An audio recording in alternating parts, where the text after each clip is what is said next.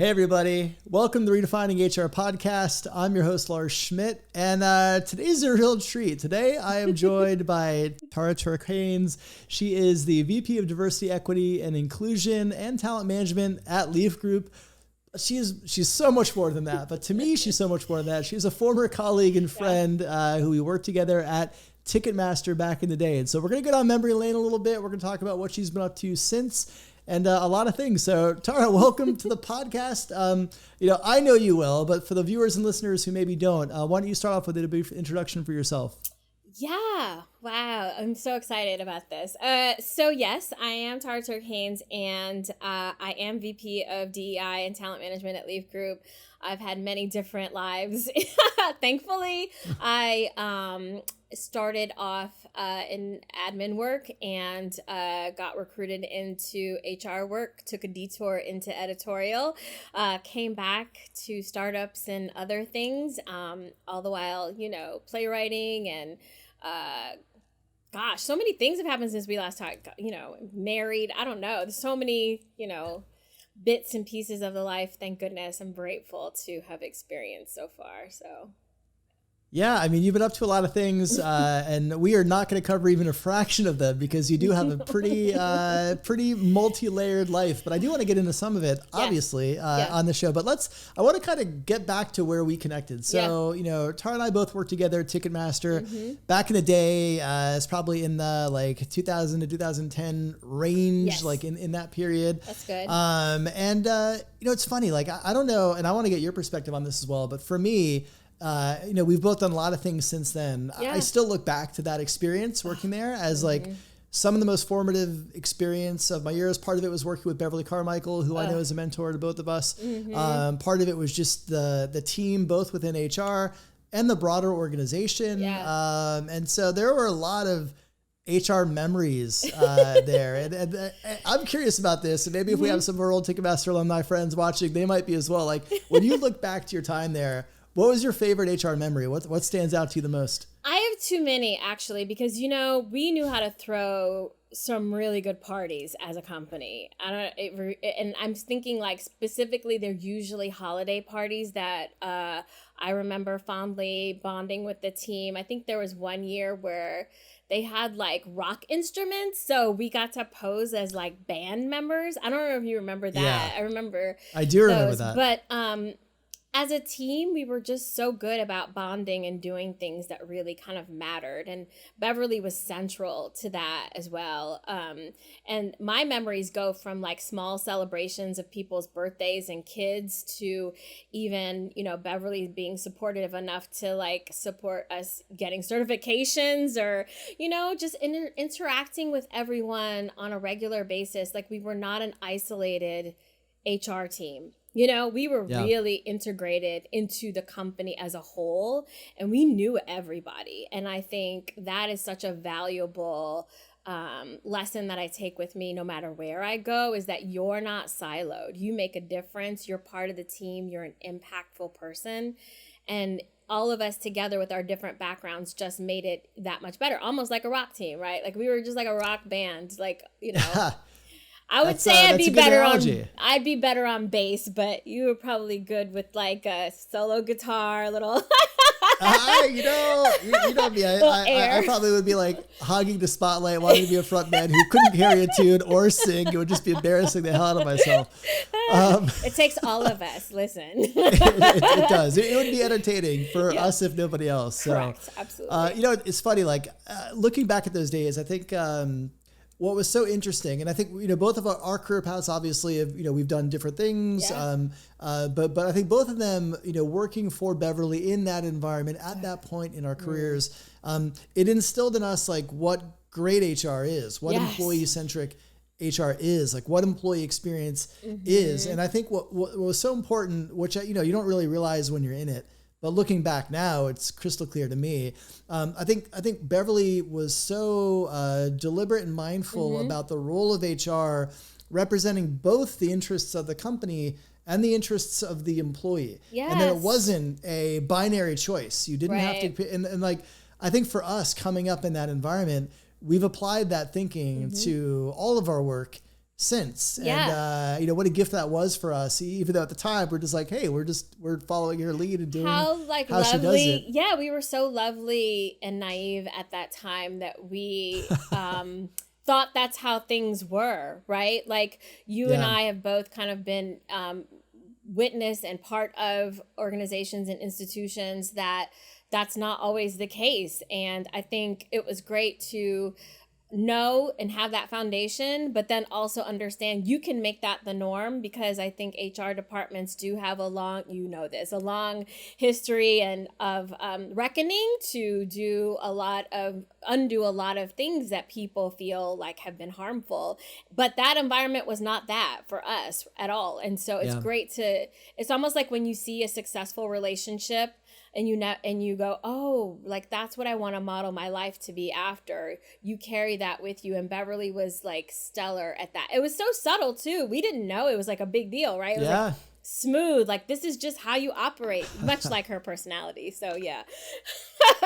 Yeah, exactly. And I think back to those favorite memories. I remember the one holiday party, I believe in Pasadena, with the Dan Band. Oh my gosh, amazing! That was a fun night. I know. So you've done a lot of things since, and I want to dig into your current role. So, right now you're running DEI and talent management at Leaf Group. What drew you to that role? Like, actually kind of two-part question. What drew you to the role? And then for viewers and listeners who may not be familiar with Leaf Group, if you could just take a minute and kind of describe what the business does. Yeah, so I'll start off with what we do. Leaf Group is a company that owns media and marketplace brands. They are active in lifestyle categories. So we own like Livestrong, Ehow, Hunker, Well and Good, Only in Your State, Cuteness, MyPlate. We have a collection of micro-learning sites called Reference Publishing. On the e-commerce side, we own Society6 and Deny Designs, Saatchi Art, as well as the other art fair. So really, we make these lifestyle categories accessible for everyone. Like, it's such an impactful business, because I like to tell people, what really motivates me every day is that a lot of companies focus on the consumer, but we also have this other category of people, the creative community, that really drives those brands and those platforms, and we change people's lives. Like, I've literally seen testimonials of people like on Society6 or Saatchi Art who've been able to sell a piece of work that has then allowed them to either travel, pay medical bills, get a bigger following, a larger platform. On the other side, you hear people using like MyPlate or Well and Good to literally change their lives, like their outlook on life, right? And so really paying attention to that intersection for me on a regular basis, it's never lost on me, because that's a purpose-driven opportunity, right? Like I'm part of this whole movement, I would say. And, what drew me initially is that you and I both work with Sean Moriarty, the CEO, former CEO of Ticketmaster, who is now the CEO of Leaf Group. I like to follow smart people, and I like to work with great people. And that goes across the board. And this opportunity came up. Jill Angel, who is my current boss, at the time I met her and we bonded really quickly. And so I work underneath her and have for almost 5 years at this point. When you feel like you're making an impact, it doesn't really feel like work. And it doesn't even feel like 5 years at this point, actually. I just shocked myself by saying that. But, yeah, wow. Yeah, but it's a job unlike any other for me right now. It really is. Yeah, and the role that you're in now is not the role that you joined Leaf Group in. So you actually had a couple different roles when you were there, but you moved into the VP of DEI specifically role in around September of last year. And so, I want to spend a minute there. Like, was that a role or a function that existed prior to 2020? No. Or was it kind of created in the aftermath of George Floyd's murder? And just tell me a little bit about how the role came to be. It did not exist. So one thing about me in my entire career, especially as a Black woman, representation in workplaces has been something that I've cared about, but I couldn't not care, couldn't avoid, right? Like, I've had instances where people have said crazy things to me because of my background. And that's always been something I've been passionate about. I think that's really why I got into talent acquisition as well, because I wanted for people to see that there were roles that existed out there that maybe companies didn't go to those communities, right? Like, how would you know there's amazing roles out there, like, account director for home categories or things like that, not your usual sort of blue collar, middle class kind of roles that you can make a difference in. And so around last year, I think it's a synchronicity of a lot of different things. Leaf Group was doing some great stuff in terms of, inclusion, but we weren't articulating it. And I think that's one thing is like, it's not like we were starting from scratch. It was about like, here's what we're doing and here's what we can do. I kind of started doing things as a talent person and engagement person before the role existed. And then I was like, oh, there's going to be a role. Let me make myself qualified for it. I studied everywhere, did everything, read everything. And, it really was helpful for me to get like certified and meet other people in the space to solidify what I thought inclusion and diversity and equitability really meant. Like, I had an idea, but then I'm like, oh, this education helps me articulate exactly what I mean when I have a point of view about this and how I can impact the business. And so the role opened up. I interviewed just like everybody else. Like, I really, I want people to know, like, it wasn't like, oh, she's, here and she just kind of stepped into it. Like, they were like, you want it? Go through the process, and I thought that was amazing because that's a sign of equitability. Like, that really is a demonstrating like opening up a role that and making it fair for everyone. And so since then, it's been day to day. I was telling someone yesterday, it's an odd combination of talent management and DEI because people go, how do those go together? But for me, it makes complete sense because inclusion and diversity and all of those different things start the moment you apply for a role, right? Like, you're getting to know the company, you understand what their values are, you are welcome. It's an inclusive sort of experience that you have, and then you join the company, and that should still then continue. How you integrate DEI into your business is like there. Like, that's a prime example of integration and not making it an add-on, which I can't stand when we see those kinds of things. So yeah, and I mean, I think we'll get into the add-on comment in a minute because I do think that we still see a lot of that in the industry. But I want to kind of like going back to last year, like what was it like for you moving into a role like that, like as a Black woman, in the climate following George Floyd's murder and the kind of conversations that were maybe happening around social justice and racial equity, and some companies going big on their verbal commitments, but maybe not back in. So you're navigating that space of like moving from one role into another role that you're deeply passionate about, while being a Black woman experiencing all of the feelings and emotions, wrapped around those moments. So I'd love to just get a feel for like what was it like for you transitioning into that role, creating that, role and that not the mandate for the role, but like the scope of work that you'd be doing while also experiencing that moment. It was hard because it's almost as though you're walking around with a very clear understanding of what your world looks like. And sometimes those around you were wearing different glasses. And then all of a sudden they just take their glasses off and they're looking like, oh, is this what you've been doing? Oh, wait, this is your experience, right? And so it's almost like we've been trying to tell you what's going on for so long. And like, now we're at this moment where we're having these actual conversations. So personally, that's how I felt. And then just really day-to-day disappointment about how things were being handled in the world, right? And like, you're having this awakening, but you're also seeing that systems weren't changing. And so then stepping into the role, I threw myself into the role because I was passionate about one thing really, which is that from an educational standpoint, we all don't have uniform education. Like, the reason why we're in this situation is because you can curate what you teach kids nowadays, right? Back in the day, like when I grew up, Detroit was nearly 90% Black, middle class. We were very clear about how Black history informed American history. Was that the case when I went to college and met people from other areas? No, because that wasn't important, right?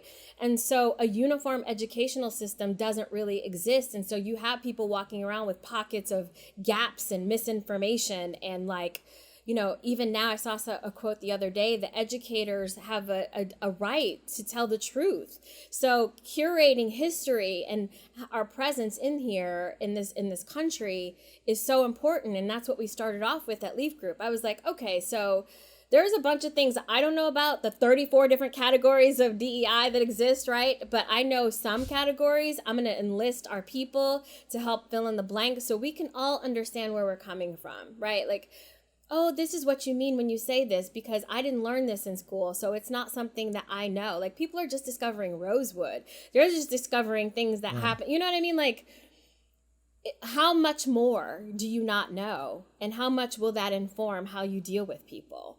So it was hard, but the reward really is, I think initially people were just like, what is this DEI thing? Because, you know, it's a new role in general in the like whole industry for the most part, right? And so I think employees are starting to understand, what does this role mean? How does this impact me in this company? So providing resources, you know, we do a lot of events. We rolled out a new platform. Like, they're starting to slowly see like, oh, this is how the train works. This is how you lay the track, right? Because it's a journey. We're going to be on here for a while. We got like a couple hundred years or so to make up. So we're going to be like, it's not a fleeting sort of thing. We've got a lot of work to do ahead of us, but it was definitely hard.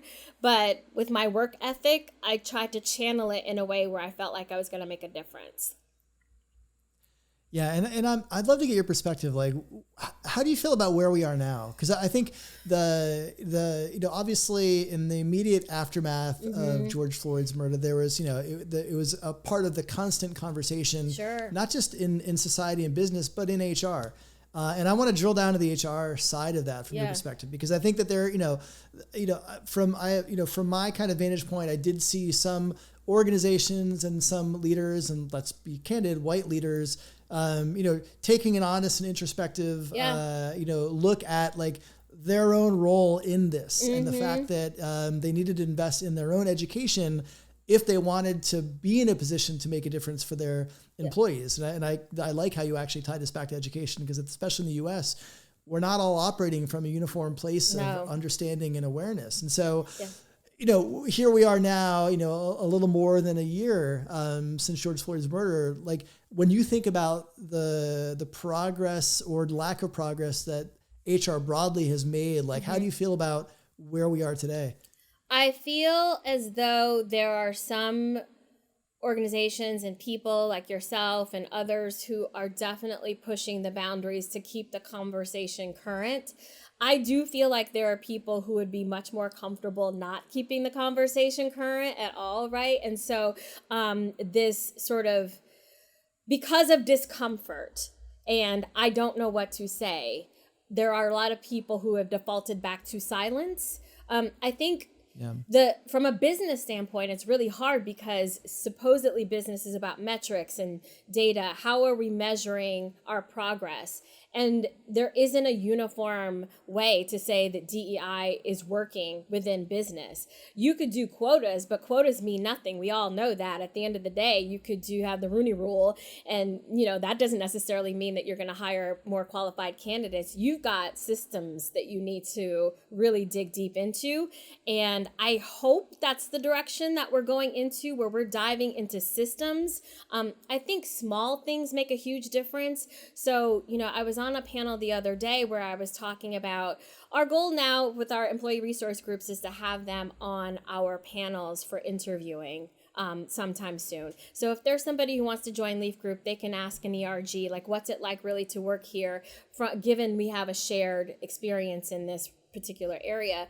And there were so many HR people that thought, like, oh my God, that's an amazing idea. And I was like, I didn't come up with it. It's not like it's like original. I'm just saying, like, I'm trying to make an effort to push the conversation. And I feel like there are a lot of people who are still like, they don't know where to start. And we're walking around a little aimlessly. I'm hopeful that because we're persistent, and I think I see that happening even in government, where you have people like Cori Bush being persistent, right? We need models of persistence.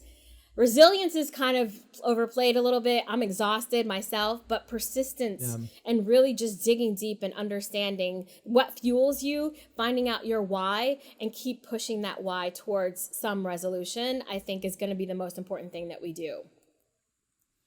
Yeah, and I think persistence and fatigue, I think, are both really good points. Yeah. And that's what what you should definitely not be doing if you're in HR is like putting this work all on your ERGs, right? And I think that's a big mistake I see a lot of companies is like, oh, this incident happened. Let's grab this ERG and be like, hey, you guide us through this. I'm like, no, they're experiencing this. Like they're freaking exhausted. They're stressed and they're emotional and they're tired. And like, I think that the work, in particular, I think as it relates to HR in a field that is roughly 70% white, the work is on us, right? The work is on us to kind of educate ourselves. And you touched on a great point, which is some of the systemic issues and like those are going to, they're purposely engineered to produce certain outcomes. And so it doesn't matter what your intent is or not. If you don't educate yourself and can understand those systems, you can't dismantle them. You can't change them. You don't even know they exist. In some cases. And so I'm completely, that's such an important point. It is. And especially since we just had Black Women's Equal Pay Day, right? I just saw on a colleague's LinkedIn where a white male commented that we don't have equal pay because we don't take roles that typically pay equal to white men, which I was like, say what now? Yeah. What? And it's I know which post you're talking about too. I was like, oh. It's as if it's these hot takes that are so cold because they're ill-informed. It's like it's like you have a degree in your opinion rather than the facts, right? So you really do need to, before you have like this really, what you thought was a well thought out opinion, do a little research first and go back to, when did Black women start actually get access to roles that you think are the actual high paying roles? Small things like the GI Bill, like literally research things before you have an opinion on them, and you actually will probably be a little bit more informed. It's mind boggling. Yeah. Hopeful. I'm afraid people making comments like that are not really interested in investing in their own education, just sharing their own ignorance. No. I want to, one of the things that I think is so unique about your background and experience, and kind of mentioned in the beginning, you have multi-layered background, you've done a lot of things. One of them is you have a superpower, and it's a gift Coffee? that we don't always see in HR. Yes, no, you can fly. Now is when you can tell everybody how you can fly. No, but you're a writer, and you're not just a writer. You're an accomplished writer. You're a playwright. And that is. I think particularly today in HR, as we have more of our organizations, remote, and we're prioritizing async and have these new hybrid constructs, our ability to write, to communicate, to influence through written words is hugely important. And I'm curious, like, how have you applied that? How has that superpower kind of come into play in your day to day? I'm so grateful because when I told my parents I was going to school for theater as a child of, I'm the first gen college graduate, so you can imagine how my mom, who used to work at the Red Cross in accounts payable, and my dad, who worked on the line at Ford for 40 plus years before he passed away, the resounding silence that happened. They're like, what's theater? Like, what do you mean? But I am also a Capricorn, for those who believe in that. So I'm not going to ever sort of starve for my art. I don't believe in that. I think there are a lot of artists that are starting to believe that too. But I also always had this capacity to understand that the brain can do multiple things. And I had this belief early on in my life, and I don't know why, but at some point things were going to converge. My whys were going to converge into something powerful and meaningful at some point. So I did both for so long, day job to eat, but also love my day job. Right now, playwriting for me and writing in general allows me a level of empathy from people who I don't share the same experience with. I am able to, if I'm crafting a story, and I don't like have an intimate relationship with all of my characters. They're all like people that are make-believe, but crafting them, layering them, they're not all going to look like me. They're not going to believe everything that I believe. So when I encounter people who are from a different sort of mindset, it does allow me a level of empathy to understand kind of what they're saying and then be able to address what they're saying as well. I'm a huge, my superpower, really not necessarily writing, because that just takes discipline, but I have a love of dialogue. I have a love of conversation. And so when talking to people, I'm trying to pick up on the things that matter, right? And be able to take that and make that the focal point, which you should do in theater in general anyway, because that's your story, is, you know, that dialogue is your train track. That's how people continue on with the story.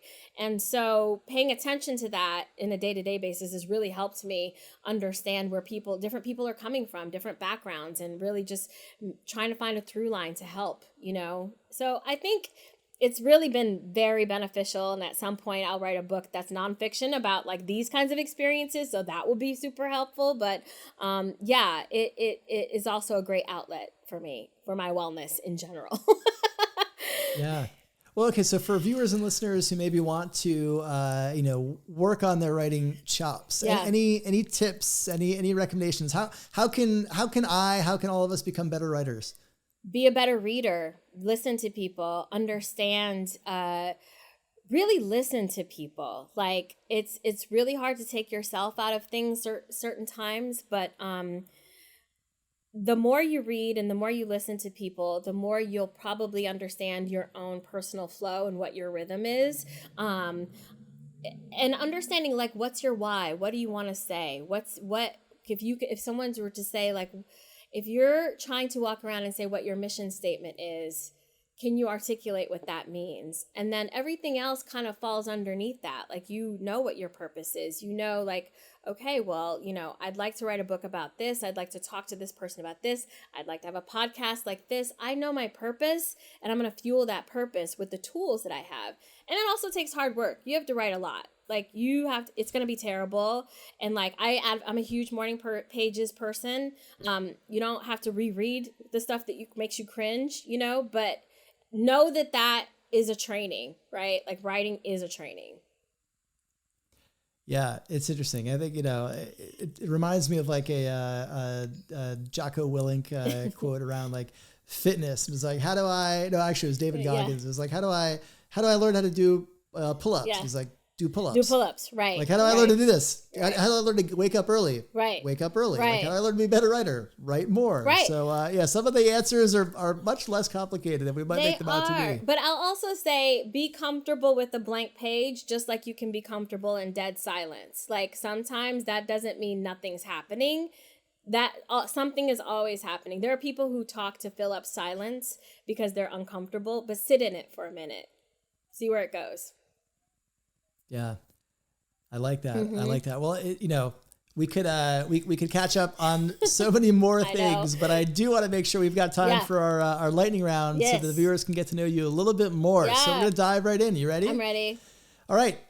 Spotify. I know we're both music nerds. Yes. I'm checking out your Spotify playlist. Who will I learn your top 3 artists? Oh my gosh. Sade, John Coltrane, and The Roots. There's a Beyonce and a Jay-Z in there too, but like, if we're saying top 3 on a regular, it's usually those. You can't keep them out. I'm giving you 5. Thank you. I'm giving you 5. I know. Even 5 is hard. That's really hard, but like, I do tend to go back to those 3 on a regular. All right. What is your least favorite HR buzzword? Oh gosh. there's so many.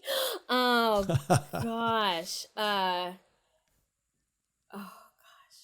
Degree required. Sorry.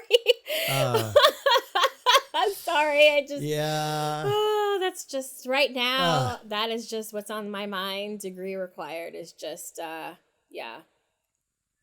Yeah, I think we can. I think we can toss that. It is absolutely not additive outside of maybe a very small subset. Small subset. Roles, it's not usual for your coordinator. You don't need it.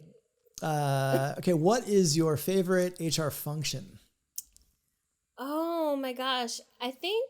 Can data be a function? I think data. Yeah. I've fallen in love with data the past few years. Just because I think I'm going to credit Culture Amp because I'm a huge fan. Like I have a company crush on them and we use them as well. But they have taught me to love data. Yeah. Mm-hmm. They will be excited to hear that. I know Didier and Dimon and the whole team will be stoked to hear that. I know Craig's helped out a lot. Absolutely, yeah. All they're doing good work in that space, yes. And we need it. We do. Okay, so I know kind of you have two careers now. You're a playwright and you work in HR. You can't do either of those things. Yeah. What are you gonna do? What's career number 3 for you? I would go back to school and get every degree, like forever. Like I would just continue. Professional student. I would just continue to get like masters and PhDs in like history, world history, American history. I just would dive right in. Like I'd never come out. I wouldn't. Just professional student forever. I like that. I like that. And then I will learn from you afterwards because there's a lot to dig into there. And then last question for you. Who is one HR leader that you admire? And I'm gonna steer you in the right way because we have both loved on Beverly. I'm gonna take Beverly off the table. I'm gonna make you pick a different leader. Not that you would have picked her, but we both have full love for her. So outside of Beverly, who is one HR leader who you admire? It's just one, really? That's rude. One? Yeah, I'm gonna give you one. I know. I could. It's a 30-minute show. I've got a. Oh God! So I'm not allowed to mention Caitlin Holloway because I love her too. But I'm gonna say Jill Angel, only not because she's my boss, but only because I have actually learned a tremendous amount from her as a people first person, like how she manifests that and interprets that and lives that day to day is a lesson in understanding. And from a leader, I have seen such vulnerability from her in a way that I just am daily inspired by. Yeah. Well, Tara, thanks so much. It was awesome. This is the fun part of that podcast is I got to get to catch up with old friends and make a show out of it. So thanks so much for coming on. Yeah, I love the work that you're doing. You're spreading the right gospel. Creating this community is so important. And this is such a great show. And I appreciate you having me on.